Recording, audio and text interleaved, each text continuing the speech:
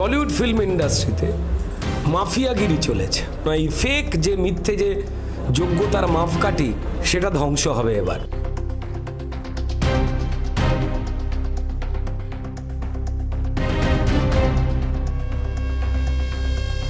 ভোটে জিতেই হুঙ্কার। আমাকে একটা সময় ব্যান করা হয়েছিল, কেউ তো তখন পাশে দাঁড়াননি।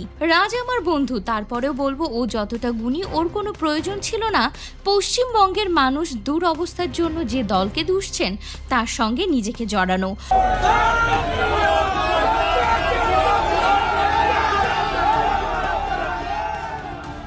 তবে আমি দেবের নোংরামো বের করে দেব। সে গরু চুরি করে বাংলাদেশে পাচার করেছে, গম চুরি করে বাংলাদেশে পাচার করেছে, তার বিচার আমি করব। দেবের জন্য আমি কাজ পাইনি, এমনকি মমতা ব্যানার্জির জন্য রাজ আমাকে তার ওয়েব সিরিজে কাস্ট করতে পারেনি। আমাকে ব্যান করে দেওয়া হয়েছিল, সবকিছুরই প্রতিশোধ নেব। তবে ভয় নেই, তারা যতটা আমার সঙ্গে অন্যায় করেছে এমন কোনো কিছুই আমি করব না। রাজ চক্রবর্তীকে নিয়ে রুদ্রনীল ঘোষ আরও বলেন, আমার বন্ধু রাজ চক্রবর্তী অপমানিত, ওর গায়ে কাদা গোবর জল ছোড়া হয়েছে।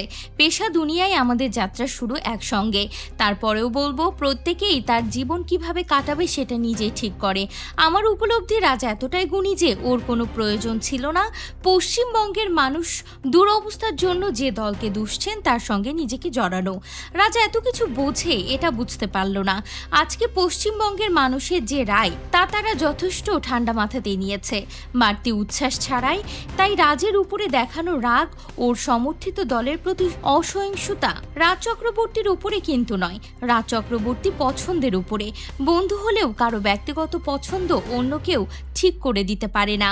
আবার এটাও বলবো, রাজ একের পর এক ছবি করে গিয়েছে, অন্য রাজনৈতিক দল করি বলে কোনো একটি নির্দেশ মেনে ও আমাকে সেই ছবি বা সিরিজে নিতে পারেনি, এটাও তো ঘটনা। এই প্রেক্ষিতে আপনারা জিজ্ঞাসা করতেই পারেন আগামী দিনে আমি কি রাজের ছবি বা সিরিজে কাজ করব। আগেও বলেছি, আবার বলছি, আমি কোনো মানুষকে তার রাজনৈতিক পরিচয় দেখে বিচার করি না। একা রাজ নয়, সবাই খোলা মনে কাজ করুন টলিউডে।